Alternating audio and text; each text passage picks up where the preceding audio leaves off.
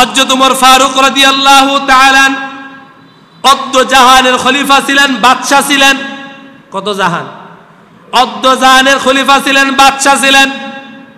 বাংলাদেশের ছোট্ট একটা রাষ্ট্র, এই রাষ্ট্রের মধ্যে নেতা হওয়ার জন্য, এমপি হওয়ার জন্য, মন্ত্রী হওয়ার জন্য এক মানুষ আরেক মানুষের মাথার মধ্যে বন্দুক ধরে আছে না নাই? ছোট ছোট মাসুম বাচ্চাদেরকে গুলি করে জীবনটা তছনছ করে দেয়া আছে না নাই? ইসলামের অন্যতম খলিফা হযরত ওমর ফারুক রাদিয়াল্লাহু তাআলা অদ্দ জাহানের খলিফা ছিলেন। মদিনার মধ্যে একদিন গুড়ি গুড়ি বৃষ্টি হচ্ছে, বৃষ্টির মধ্যে মানুষগুলো একটু নীরবে ঘুমায়, বৃষ্টির মধ্যে মানুষের তন্দ্রাটা একটু বেশি আসে। একদিন ওমর দেখলেন রাতের মধ্যে গুড়ি গুড়ি বৃষ্টি পড়তেছে, তরবারিটা নিলেন, বের হয়ে গেলেন ঘর থেকে। যেতে যেতে এক প্রান্তে গিয়ে দেখেন একটা মরুভূমির মধ্যখানে টিম টিম করে আলো জ্বলতেছে। হযরত ওমর চিন্তা করলেন, এত রাত্রে মরুভূমির মধ্যখানে আলো জ্বলে কেন? মনে হয় যেন কোনো বিপদ এসেছে। এর জন্য তিনি একটু আগায়া গেলেন, গিয়ে দেখলেন ওখান থেকে একটা কান্নার আওয়াজ আসতেছে। মনে হয় যেন আত্মনাথের আওয়াজ আসতেছে। কান্না এক জিনিস, আত্মনাথ আর এক জিনিস। কান্না মানুষের মন কাটতে পারে না, তবে আত্মনাথ মানুষের কলিজা ফেটে চৌচির হয়ে যায়। হযরত ওমর চলে গেলেন, গিয়ে দেখলেন ভিতরে কয়েকটা ছেলে কান্না করতেছে, আর একজন মহিলা কি যেন রান্না করতেছে। এমন সময় গিয়ে বললেন, মা রে, এত রাত্রে কি জন্য রান্না করতেছ? তোমার ছেলেগুলো কেন কাটতেছে? আমাকে বলো বলো। মহিলা বলল, তোমাকে বলে কি লাভ? এই মদিনার শাসক হচ্ছে হযরত ওমর। এই হযরত ওমর আমার স্বামী জিহাদের ময়দানে শহীদ হয়েছে, আমার বড় সন্তান জিহাদের ময়দানে শহীদ হয়েছে। আমার ঘরের মধ্যে উপার্জন করার মতো কোনো পুরুষ নাই, কিন্তু ওমর আমার খবর রাখে না। কাল কিয়ামতের ময়দানে আমি ওমরের গলার মধ্যে গামছা লাগায়া আল্লাহর দরবারে হাজির করব। হযরত ওমর কি কেন কোনো কথা বললেন না? মনে হয় যেন তার পা থেকে মাটিগুলো খসে খসে পড়তেছে। হযরত ওমর বাইতুল মালের দিকে রওনা শুরু করলেন। দৌড়াইতে দৌড়াইতে আব্দুস সালামকে গিয়ে বললেন, আব্দুস সালাম রে, বাইতুল মালের গেটটা একটু খুলে দাও, দরজাটা একটু খুলে দাও। আমি যে দৃশ্য দেখে এসেছি, এই দৃশ্য আমার জীবনটা মনে হয় যেন তছনছ হয়ে গিয়েছে। আল্লাহু আকবার। হযরত ওমর আব্দুস সালামকে দিয়ে বাইতুল মালের দরজা খুললেন, বস্তা নিলেন, আটা নিলেন, সবজি নিলেন, তরু তরকারি নিলেন, আর বললেন, আব্দুস সালাম রে, বস্তাটা আমার কাঁধের মধ্যে উঠাইয়া দাও। আব্দুস সালাম বললেন, আমিরুল মুমিনিন, আমরা থাকতে আপনি কেন আপনার গাড়ির মধ্যে বস্তা টানবেন? আব্দুস সালাম বলল, আমিরুল মুমিনিন আমার কাঁধে দেন। আমিরুল মুমিনিন বললেন, আব্দুস সালাম রে, যে দৃশ্য দেখে এসেছি, কিয়ামতের মাঠে যদি আমার গলার মধ্যে গামছা লাগায়, তুমি আব্দুস সালামকে খুঁজে পাওয়া যাবে না। হযরত ওমর নিজ কাঁধের মধ্যে বস্তাটা নিলেন। বস্তা নেওয়ার পরে দৌড়াইতে শুরু করলেন। আব্দুস সালাম পিছন পিছন দৌড়াইতেছেন। বস্তাটা গাড় থেকে নামালেন, আটাগুলো গুললেন, তরু তরকারিগুলো কাটলেন, মহিলাকে দিলেন। আব্দুস সালাম বলে, আমি গিয়ে দেখি হযরত ওমর দবদবে চেহারার অধিকারী, দাড়িগুলো বড় বড়।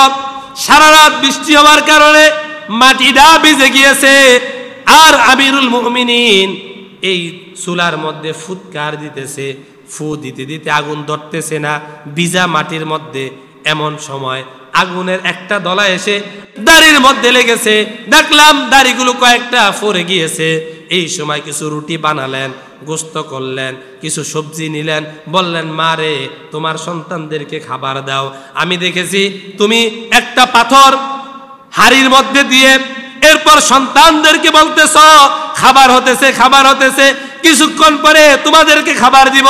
তোমার সন্তানগুলো অজ্ঞান হয়ে পড়ে গিয়েছে, তাদেরকে উঠাও, তাদেরকে খাবার দাও, আর বাহিরে কিছু সবজি তরকারি রেখে গেলাম, তুমি আমি যাওয়ার পরে তুমি এই সবজিগুলো তোমার ঘরের মধ্যে নিয়ে যাও। হযরত ওমর কিছু দূর গিয়ে চোখের পানি ফেলতেছে আর দাঁড়িয়ে দাঁড়িয়ে কাঁদতেছে। আব্দুস সালাম বলল, আমিরুল মুমিনিন চলেন চলেন, কিছুক্ষণ পর মসজিদে নববী থেকে আজান দিবে, ইমামতি করতে যেতে হবে। বলল আব্দুস সালাম রে, শোনো শোনো, আমি এখান থেকে দাঁড়ায়া বাচ্চাগুলোর আত্মনাতের কথা শুনেছি, এখান থেকে দাঁড়ায়া যদি আমি বাচ্চাগুলোর মুখের মধ্যে একটু হাসি না পাই, তাহলে আমার অন্তর ঠান্ডা হবে না। আল্লাহু আকবার। আমিরুল মুমিনিন বাচ্চাগুলোর কিছু কথা শুনলেন, তিনি মসজিদে নববীর মধ্যে চলে গেলেন, নামাজ পড়লেন। নামাজের পরে মুসল্লিদেরকে ফিরে বললেন, আজকে বড় মাফের একটা অপরাধীর বিচার হবে। সকলেই চিন্তা করলো, কার জানি অপরাধের আজকে বিচার হয়, না জানি কার আজকে গদ্দান যায়। এই সময় হযরত ওমর রাদিয়াল্লাহু তাআলা কোতোয়ালকে পাঠালেন। মরুভূমির এক প্রান্তের মধ্যে একটা মহিলা কিছু বাচ্চা নিয়ে তাবু গেড়েছে, তাদেরকে নিয়ে আসো। কোতোয়াল গিয়ে বলল, আপনাদেরকে আমিরুল মুমিনিন তলব করেছে, চলুন আমাদের সাথে চলুন। মহিলা ভয়ে থরথর করে কাঁপতেছে। গতকাল রাত্রে আমি যাকে গলার মধ্যে গামছা লাগাবার জন্য বলেছি, সে জানি কে না হতে পারে, হইতে পারে এই জন্য আজকে আমাদের গদ্দান যেতে পারে। আমার যদি গদ্দান যায় আমার সন্তানের কি হবে? কোতোয়াল তাদেরকে নিয়ে আসলেন। আমিরুল মুমিনিন মসজিদ নববীর মধ্যে মহিলাকে বললেন, আসো আসো। সমস্ত সাহাবায়ে কেরাম মহিলাকে জায়গা দিয়ে দিলেন। মহিলা সামনের দিকে আসতেছেন। আমিরুল মুমিনিন তার মাথা থেকে পাগড়িটা খুললেন। পাগড়ি খোলার পরে মহিলা যখন একটু সামনে আসলেন, আসার পরে একটা পাগড়ির মাথা আমিরুল মুমিনিনের গলার মধ্যে পেঁচালেন, আর একটা মাথা মহিলার দিকে নিক্ষেপ করে দিয়ে বললেন, মহিলা রে, ও মা শুনো শুনো, তুমি বলেছ তুমি নাকি উমরের গলার মধ্যে গামছা লাগায়া আল্লাহ রাব্বুল আলামিনের দরবারে উমরের নামে মামলা দিবা। আমি আল্লাহর দরবারে মামলার আসামি হতে চাই না। এই দুনিয়ার মধ্যে তুমি আমার বিচার করো। আমি একজন রাষ্ট্রপ্রধান হয়ে তোমার সন্তানগুলো রাতের মধ্যে না খেয়েছিল, আমি খোঁজ খবর নিতে পারি না। আমি আমিরুল মুমিনিন তোমার কাছে সিলিন্ডার করলাম, আল্লাহর আদালতে নয়, জনতার আদালতে বিচার করো। আল্লাহু আকবার। কি এমন রাষ্ট্রপ্রধান ছিলেন? এত কিসের ভয় ছিল? ইচ্ছা করলে রাষ্ট্রের কোটি কোটি টাকা তিনি তো আত্মসাৎ করতে পারতেন, ঠিক কিনা? কিন্তু কার মনের মধ্যে এত কি একটা ভয় ছিল? হযরত উমরের মধ্যে ভয় ছিল, ইন্নাল্লাযীনা ক্বালু রাব্বুনাল্লাহ, আমার রব হচ্ছে আল্লাহ। তিনি তো এমন রব, আমার রাতের কথাও দেখে, দিনের কথাও শুনে, রাতের গোপনের গুনাহও দেখে, রাতের তাহাজ্জুদও দেখে। তিনি ভয় করছে কাকে? এই জন্য মানুষের ভয় মানুষকে পরিবর্তন করতে পারে না। মানুষকে পরিবর্তন করতে পারে একমাত্র আল্লাহর ভয়। কার ভয়? কার ভয়? কার ভয়? আমাদের রাষ্ট্রের এমপি মন্ত্রীর মধ্যে যদি এরকম ভয় থাকতো, তাহলে রাষ্ট্রের 400-500 কোটি টাকা অবৈধভাবে বিদেশের মধ্যে পাচার করতো না, ঠিক না? এই রাষ্ট্রের ছোট ছোট মাসুম বাচ্চাদেরকে গুল্লি পর্যন্ত করতো না। তাদের কারো হাত হারিয়েছে, কারো পা হারিয়েছে, কারো জীবন চলে গেছে। কিন্তু এরকম সন্তান যদি আমাদের চলে যাইতো, তাহলে আমাদের অন্তরটাও সৌসির হয়ে যাইতো, ঠিক না? এই জন্য ভয় করতে হবে কাকে? আল্লাহকে। যদি আমরা ভয় করতে পারি, দুনিয়ার মধ্যে কোনো অন্যায় অপরাধ আমাদের দ্বারা সংগঠিত হওয়া যাবে। আর যদি আমরা আল্লাহকে ভয় না করি, র‍্যাবকে ভয় করি, পুলিশকে ভয় করি, বিডিআরকে ভয় করি, তাহলে দেখা যাবে র‍্যাব আমাদের সামনে যতক্ষণ থাকবে অপরাধ থেকে আমরা বেঁচে থাকতে পারবো। আর র‍্যাব যদি আমাদের সামনে না থাকে, আমাদের অপরাধের প্রবণতা আবার বৃদ্ধি হয়ে যাবে, ঠিক কিনা?